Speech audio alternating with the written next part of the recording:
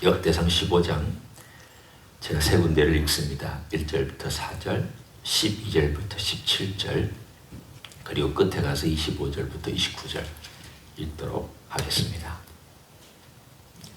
다윗이 다윗성에서 자기를 위하여 궁전을 세우고 또 하나님의 궤를 둘 곳을 마련하고 그것을 위하여 장막을 치고 다윗이 이르되 레위 사람 외에는 하나님의 궤를 맬 수 없나니 이는 여호와께서 그들을 택하사 여호와의 궤를 메고 영원히 그를 섬기게 하셨음이라 하고 다윗이 이스라엘 온 무리를 예루살렘으로 모으고 여호와의 궤를 그 마련한 곳으로 메어 올리고자 하여 다윗이 아론 자손과 레위 사람을 모으니 12절로 넘어갑니다. 그들에게 이르되 너희는 레위 사람의 지도자이니 너희와 너희 형제는 몸을 선결하게 하고 내가 마련한 곳으로 이스라엘 하나님 여호와의 궤를 메어 올리라. 전에는 너희가 매지 아니하였으므로 우리 하나님 여호와께서 우리를 찢으셨으니 이는 우리가 규례대로 그에게 구하지 아니하였음이라 하니 이에 제사장들과 레위 사람들이 이스라엘 하나님 여호와의 궤를 메고 올라가려 하여 몸을 성결하게 하고 모세가 여호와의 말씀을 따라 명령한 대로 레위 자손이 채에 하나님의 궤를 꿰어 어깨에 매니라. 다윗이 레위 사람의 어른들에게 명령하여 그의 형제들을 노래하는 자들로 세우고 비파와 수금과 재금 등의 악기를 울려서 즐거운 소리를 크게 내라 하매 레위 사람 요엘의 아들 헤만과 그의 형제 중 베레아의 아들 아삽과 그의 형제 무라리 자손 중에 구사의 아들 에단을 세우고 25절로 넘어갑니다. 이에 다윗과 이스라엘 장로들과 천부장들이 가서 여호와의 언약궤를 즐거이 메고 오벳 에돔의 집에서 올라왔는데 하나님이 여호와의 언약궤를 맨 레위 사람을 도우셨으므로 무리가 수송아지 7마리와 숫양 7마리로 제사를 드렸더라. 다윗과 및 궤를 맨 레위 사람과 노래하는 자와 그의 우두머리 큰야냐와 모든 노래하는 자도 다 세마포 겉옷을 입었으며 다윗은 또 배 에봇을 입었고 이스라엘 무리는 크게 부르며 뿔나팔과 나팔을 불며 재금을 치며 비파와 수금을 힘있게 타며 여호와의 언약궤를 메어 올렸더라. 여호와의 언약궤가 다윗성으로 들어올 때에 사울의 딸 미갈이 창으로 내다보다가 다윗 왕이 춤추며 뛰노는 것을 보고 그 마음에 업신 여겼더라. 아멘. 오늘 역대상 15장의 사건은 이스라엘 사람들에게 그 시대나 그리고 이 책을 읽는 그 다음 세대 한참 후의 일이죠. 약 한 BC 400년대의 일이니까 다윗 때보다도 600년이 흐른 후에 이 독자, 첫 독자들에게도 역시 이 내용은 대단히 중요한 사건이었습니다. 어떤 면에서 중요한 사건이냐를 잠깐 이런 식으로 큰 테두리부터 생각을 해봅니다. 그들에게 있어서 예배가 중요했습니다. 70년 동안 바벨론 땅에 있으면서 예배다운 예배를 드리지 못했습니다. 성전도 다 사라지고 하나님의 언약궤는 어디론가 없어져 버렸고 제사장들과 레위인들이 있은들 제사를 드릴 수가 있었으며 동물을 잡아서 하나님께 무엇을 해드릴 수 있는 길이 있었겠습니까? 그들에게는 그런 길이 없었습니다. 70년 동안 그들의 마음속에 꿈의 하나가 있다면 언젠가 우리가 거기에 돌아가서 그 성전에, 그 자리에, 그 언약궤가 있던 자리에 제사장들이 제사를 드리고 나도 거기서 하나님을 예배하는 날이 언제 올까? 모든 이스라엘 사람들의 꿈속에 늘 있었던 것이 바로 이 예배였습니다. 그 시대 예배는 하나님의 성전에 와서 드리는 예배였기 때문에 그렇게 생각할 수밖에 없었습니다. 우리가 그 마음을 조금이라도 이해할 수 있는 것은 내가 사랑하는 교회가 있다. 그리고 늘 다니는 교회가 있었는데 내가 몸이 아파서 그 교회를 예를 들어서 1년 동안에 못 갔다. 1년 동안 가고 싶은데 못 갔다. 그런데 하나님께서 어느 날 나에게 기도 제목을 주시기를, 이제 건강을 회복하면 그 교회 가서 다시 예배 드릴 수 있는 날이 오게 될 것이다. 그러면 그 마음이 흥분이 될 겁니다. 좀 있으면 내 몸이 건강해져서 다시 그 예배당에 가서 찬송하고 기도하고 말씀 듣고 성도들을 만나고 교제하고 그런 날이 올 것이다. 그 1년 동안 교회를 못 온 사람에게 있어서의 교회를 온다라고 하는 것은 상상만 해도 큰 기쁨입니다. 감격입니다. 하물며 모든 것이 다 사라져버린 그들에게 있어서 다시 예루살렘으로 돌아가서 하나님께 예배를 드린다라고 하는 그것은 예레미야가 예언해놨던, 또 에스겔이 예언해놨던 예언이 있기 때문에 기도 제목이었지만 아직은 이루어지지 않았던 일이었습니다. 그런데 70년이 지난 다음에 드디어 돌아왔고, 또 얼마의 시간이 지난 다음에 성전을 세웠고, 또 얼마의 시간이 지난 다음에 성벽까지 세웠습니다. 그때가 바로 5세기, 약 400년대, BC 400년대 이야기입니다. 이 글은 그때 쓰여진 것입니다. 그러니 그들에게 있어서 성전이 세워진 것도 꿈만 같고, 하나님의 도성의 성벽이 세워진 것만도 꿈만 같고, 단 하나님의 언약궤가 거기에는 없었습니다. 그렇지만 그들에게 있어서 예배는 중요했습니다. 예배의 핵심은 예루살렘에 있었고, 예루살렘의 핵심은 하나님의 성전에 있었고, 성전의 핵심은 지성소에 있는 언약궤에 있었습니다. 물론 그들은 이 언약궤를 더 회복할 수는 없었지만, 그래도 이 지성소가 있다는 것은 하나님께서 우리의 예배를 받으시고 우리의 제사를 받으신다라고 하는 그러한 메시지가 있던 성전이었습니다. 오늘 이 이야기는 바로 그 첫째 날을 얘기해 줍니다. 과거에 우리가 잃어버렸던 것을 회복한 그 모든 일들의 원형, 오리지널, 언제 이 일이 있었느냐, 역사상 언제 그 사건이 있었느냐, 그걸 다시 한번 회고하고 상기하면서 하나님께서 우리에게 앞으로 주실 미래가 무엇이냐, 하나님의 언약궤는 없지만 하나님의 임재라고 하는 이 놀라운 메시지가 우리에게 어떻게 다가올 것이냐를 기다리게 만드는 바로 이 메시지가 오늘 15장에 있습니다. 과거를 회고합니다. 현재를 봅니다. 그리고 미래를 기다립니다. 오늘 본문에 보면 이런 말씀이 나옵니다. 3절에 특히 이렇게 표현되어 있습니다. 다윗이 이스라엘 온 무리를 예루살렘으로 모으고 여호와의 궤를 그 마련한 곳으로 메어 올리고자 하여. 여기 보면 중요한 단어들이 나옵니다. 예루살렘, 여호와의 궤, 그 마련한 곳. 이 모든 내용들이 바로 그 당시에는 아직 성전이 지어지지 않았기 때문에 성막이겠지만 하나님께서 마련한 곳, 또 여호와의 궤 가운데, 그리고 다윗이라고 하는 사람을 중심으로 한 모든 레위 사람들과 제사장들, 그리고 하나님께서 여호와의 궤와 함께 어떻게 다윗과 그리고 제사장들과 모든 이스라엘 위에 임재하고 계시는가라고 하는 내용을 다룹니다. 여호와의 궤는 하나님의 임재를 상징하는 상징물이었습니다. 따라서 오늘 여기에 나와 있는 이 내용을 쭉 보면은 그들 마음속에 또 다른 꿈을 꿉니다. 무슨 꿈을 꿉니까? 하나님, 언제 여호와의 궤를 우리들에게 다시 회복시켜 주시겠습니까? 우리는 아직 완전하지 않습니다. 우리는 성전이 있지만, 성소와 지성소가 있지만, 우리가 파괴될 때 우리의 죄악으로 말미암아 성전은 무너졌고, 우리의 죄악으로 말미암아 예루살렘이 파괴되었습니다. 우리의 죄악으로 말미암아 하나님께 70년 동안 예배 못 드렸습니다. 우리의 죄악으로 말미암아 언약궤는 사라져서 돌아오지 못했습니다. 하나님, 우리의 예배가 언제 완전해집니까?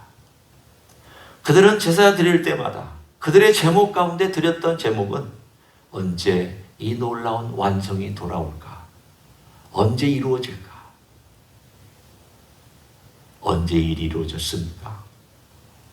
하나님의 임재가, 하나님의 언약궤가, 살아있는 언약궤가 돌아온 때가 바로 예수님께서 예루살렘에 입성할 때였습니다.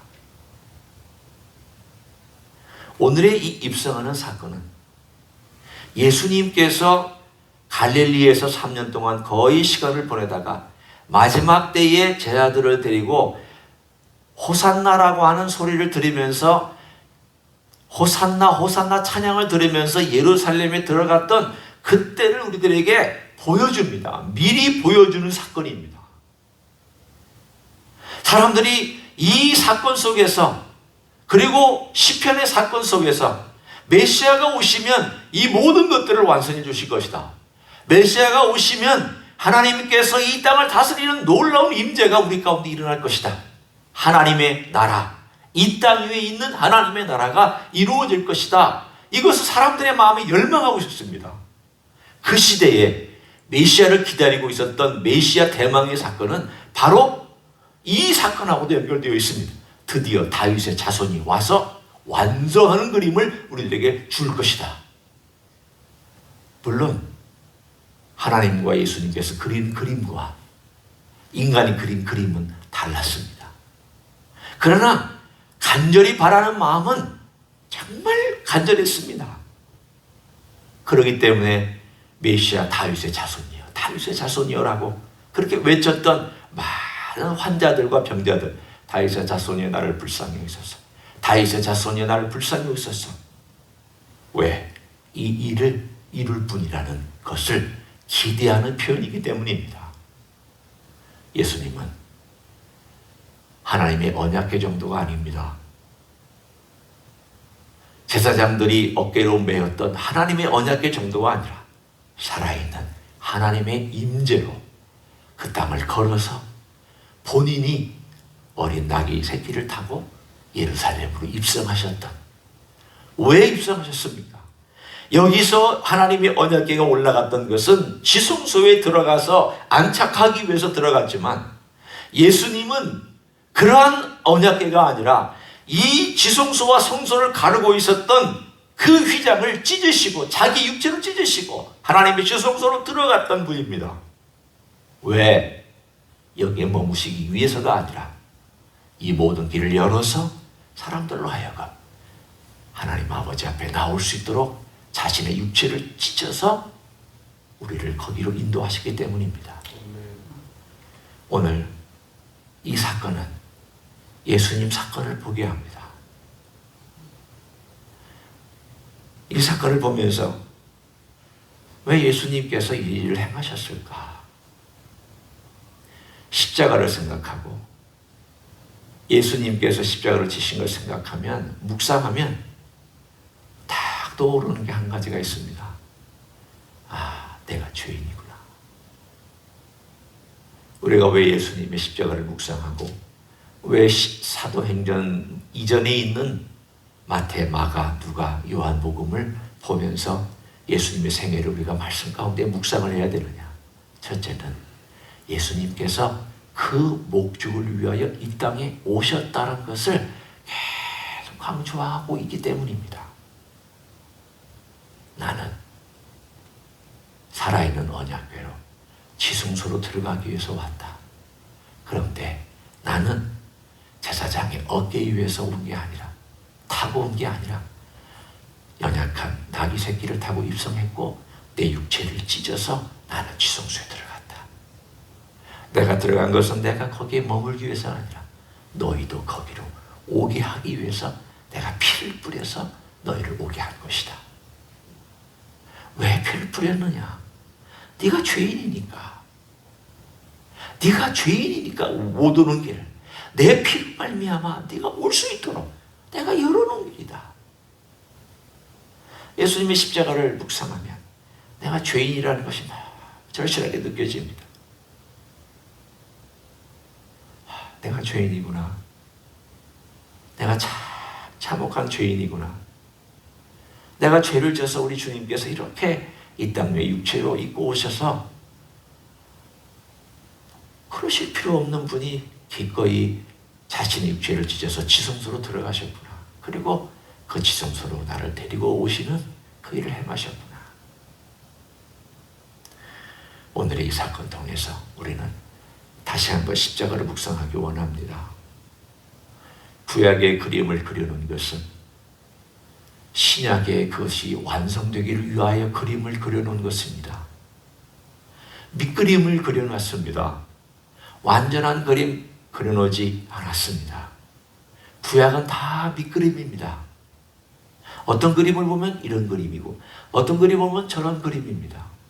이걸 다 맞추면 어디 와서 이 그림이 완전히 완성되느냐? 예수 그리스도와 그분의 십자가와 부활에 다 완성되게 되어 있습니다. 오늘도 하나의 밑그림을 보여줍니다. 다윗이 그렇게 기뻐했다. 다윗이 그렇게 열망했다. 미갈은 그 기쁨을 몰랐다. 미갈은 하나님을 몰랐기 때문에 그 기쁨을 몰랐고 다윗은 그 기쁨을 알았기 때문에 찬양할 수 있었다. 그 기쁨, 그 그림. 우리는 무엇입니까? 미갈입니까? 다윗입니까? 십자가를 안다면 다윗처럼 행동할 것입니다. 십자가를 모르면 미갈처럼 행동할 것입니다. 예수 그리스도의 복음과 나의 구원을 알면 다윗처럼 행동할 것입니다. 모르면 미갈처럼 행동할 것입니다. 예수 그리스도를 사귐과 그리고 알고 경험함은 다윗처럼 살게 되어 있습니다. 모르면 미갈처럼 삽니다. 냉랭합니다. 조소합니다. 하나님과 관계없습니다. 예수님과의 관계없습니다. 그러나 하나님과의 관계가 확실하고 깊고 친밀하면 다윗처럼 하나님이 내게 오시다니, 주님이 나 곁에 계시다니, 이 얼마나 기쁜 일인가, 얼마나 감격스러운 일인가.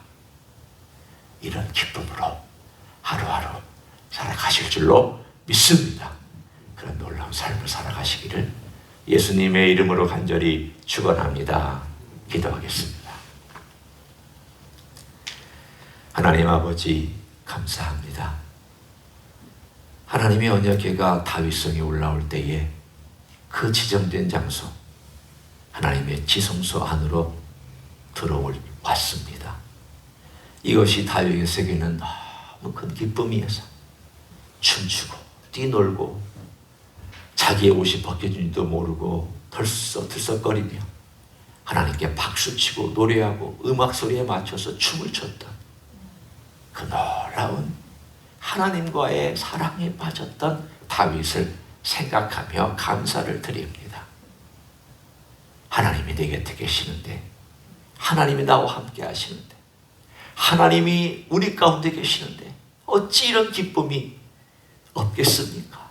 오늘도 우리 주님께서 우리를 위하여 죽으시고 십자가에서 흘리신 보혈로 우리를 깨끗하게 씻으시고 하나님 백성 되게 만들어주시고 하늘 백성으로 살아가게 하시고 빛 가운데 걸어가게 하시고 영광의 하나님의 전전에 갈 수 있게 하시며 오늘도 그 기쁨 가운데 살아가게 해주시니 감사를 드립니다.